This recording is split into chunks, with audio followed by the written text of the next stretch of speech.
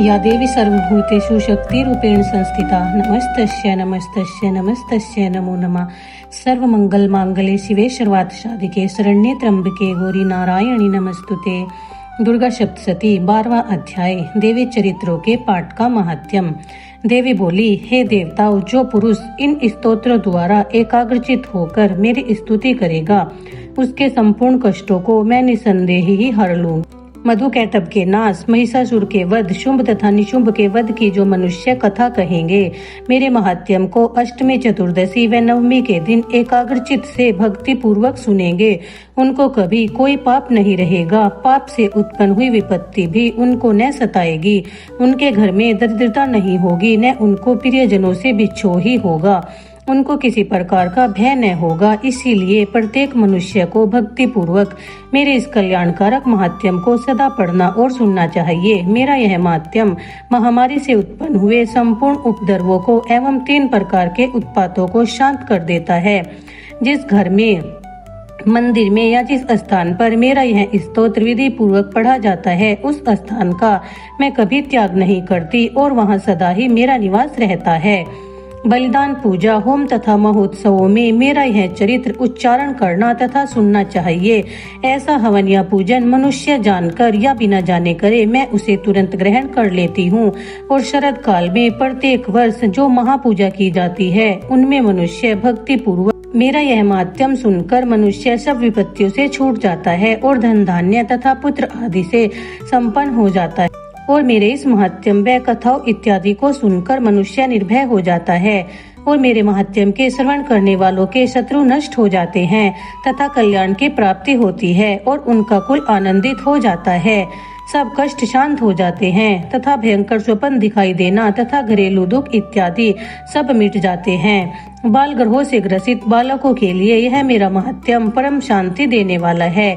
मनुष्यों में फूट पड़ने पर यह भली भांति मित्रता करवाने वाला है। मेरा यह महात्म्य मनुष्यों को मेरे जैसी सामर्थ्य की प्राप्ति कराने वाला है।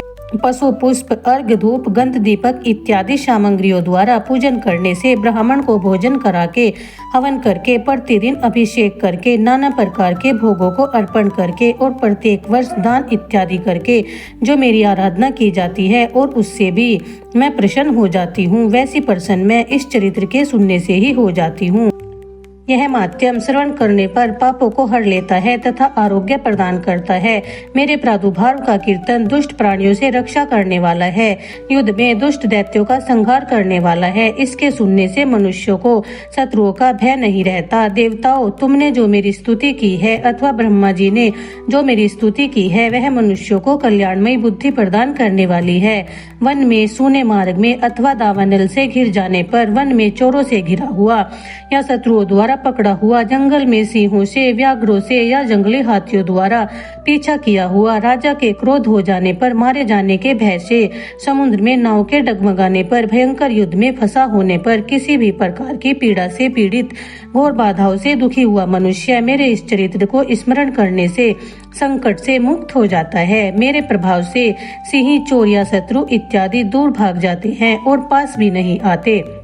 महर्षि ने कहा, प्रचंड प्रक्रम वाली भगवती चंडिका के यो कहने के पश्चात सब देवताओं के देखते ही देखते अंतर्ध्यान हो गई और संपूर्ण देवता अपने शत्रुओं के मारे जाने पर पहले की तरह यज्ञभाग का उपभोग करने लगे और उनको अपने अधिकार फिर से प्राप्त हो गए तथा युद्ध में देवताओं के शत्रु शुंभ व निशुंभ को देवी के हाथों से मारे जाने पर बाकी बचे हुए राक्षस पाताल को चले गए।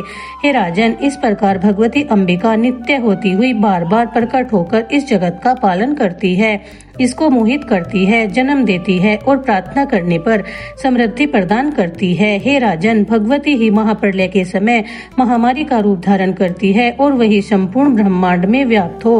वही भगवती समय समय पर महाकाली तथा महामारी का रूप बनाती है और स्वयं अजन्मा होती हुई भी सृष्टि के रूप में प्रकट होती है। वह सनातनी देवी प्राणियों का पालन करती और वही मनुष्यों के अभ्युदय के समय घर में लक्ष्मी का रूप बनाकर स्थित हो जाती है तथा अभाव के समय दरिद्रता बनकर विनाश का कारण बन जाती है। पुष्प, धूप और गंध आदि से पूजन करके उसकी स्तुति करने से वह धन, पुत्र आदि देती है और धर्म में शुभ वृद्धि प्रदान करती है। इस प्रकार श्री मार्कंडेय पुराण के सार्वणिक मनवंतर के कथा के अंतर्गत देवी महत्यम में फल स्तुति नामक 12वां अध्याय पूरा हुआ। दुर्गा सप्तशती 13वां अध्याय सूरत और वैश्य को देवी का वरदान। जो उदय काल के सूर्य मंडल की सी कांति धारण करने वाली हैं, जिनके 4 भुजाएं और 3 नेत्र हैं तथा जो अपने हाथों में पाश, अंकुश एवं अभय की मुद्रा धारण किए रहती हैं, उन शिवा देवी का मैं ध्यान करती हूँ। राजन, इस प्रकार मैंने तुमसे देवी महात्यम का वर्णन किया। जो इस जगत को धारण करती है, उन देवी का ऐसा ही प्रभाव है। वे विद्या ज्ञान उत्पन्न करती हैं। भगवान विष्णु की माया स्वरूपा और भगवती के द्वारा ही तुम ये वैश्य तथा अन्य विवेकी जन मोहित होते हैं, मोहित हुए तथा आगे भी मोहित होते रहेंगे। महाराज, तुम उन्हीं परमेश्वरी की शरण में जाओ। आराधना करने पर वे मनुष्यों को भोग, स्वर्ग तथा मोक्ष प्रदान करती हैं। मार्कंडेय जी कहते हैं, मेहदा मुनि के ये वचन सुनकर सूरत ने उत्तम व्रत का पालन करने वाले उन महाभाग ऋषि को प्रणाम किया। वे अत्यंत ममता और राज्य प्रहण से बहुत खिन्न हो चुके थे। महामुने, इसीलिए विरक्त होकर वे राजा तथा वैश्य तत्काल तपस्या को चले गए और वे जगदम्बा के दर्शन के लिए नदी के तट पर रहकर तपस्या करने लगे। वे वैश्य उत्तम देवी सुक्तम का जप करते हुए तपस्या में प्रवृत्त हुए। वे दोनों नदी के तट पर देवी की मिट्टी की मूर्ति बनाकर पुष्प, धूप और हवन आदि के द्वारा उनकी आराधना करने लगे। उन्होंने पहले तो आहार को धीरे धीरे कम किया, फिर बिल्कुल निराहार रहकर देवी में ही मन लगाए एकाग्रता पूर्वक उनका चिंतन आरंभ किया। वे दोनों अपने शरीर के रक्त से प्रेक्षित बलि देते हुए लगातार 3 वर्षों तक संयम पूर्वक आराधना करते रहे। इस प्रकार प्रसन्न होकर जगत को धारण करने वाली चंडिका देवी ने प्रत्यक्ष दर्शन देकर कहा, राजन तथा अपने कुल को आनंदित करने वाले वैश्य, तुम लोग जिस वस्तु की अभिलाषा रखते हो वह मुझसे मांगो, मैं संतुष्ट हूँ, अतः तुम्हें सब कुछ दूंगी। तब राजा ने दूसरे जन्म में नष्ट न होने वाला राज्य मांगा तथा इस जन्म में भी शत्रुओं की सेना को बलपूर्वक नष्ट करके पुनः अपना राज्य प्राप्त कर लेने का वरदान मांगा। वैश्य का चित्त संसार की ओर से खिन्न एवं विरक्त हो चुका था और वे बड़े बुद्धिमान थे, अतः उस समय उन्होंने ममता और अहंकार को त्याग कर आसक्ति का नाश करने वाला ज्ञान मांगा।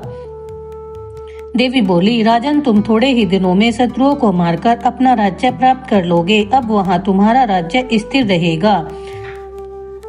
फिर मृत्यु के पश्चात तुम भगवान विश्वान सूर्य के अंश में जन्म लेकर इस पृथ्वी पर सार्वणिक मनु के नाम से विख्यात होगे। वैश्वर्य, तुमने भी जिस वर को प्राप्त करने की इच्छा की है, मैं उसे देती हूँ। तुम्हें मोक्ष के लिए ज्ञान प्राप्त होगा। इस प्रकार उन दोनों को मनोवांछित वरदान देकर तथा उनके द्वारा भक्ति पूर्वक अपनी स्तुति सुनकर देवी अंबिका तत्काल अंतर्ध्यान हो गई। इस तरह देवी से वरदान पाकर क्षत्रियों में श्रेष्ठ सूरत सूर्य से जन्म ले शार्वणी मनु होंगे। इस प्रकार श्री मार्कंडेय पुराण में सार्वणिक मनवंतर की कथा के अंतर्गत देवी महात्यम में सूरत और वैश्यों को वरदान नामक 13वां अध्याय संपूर्ण हुआ। बोलो भगवती दुर्गे मात की जय। या देवी सर्वभूतेषु शक्ति रूपेण संस्थिता नमस्तस्यै नमस्तस्यै नमस्तस्यै नमो नमः। सर्वमंगल मांगल्ये शिवे सर्वार्थ साधिके शरण्ये त्र्यंबके गौरी नारायणी नमस्तुते।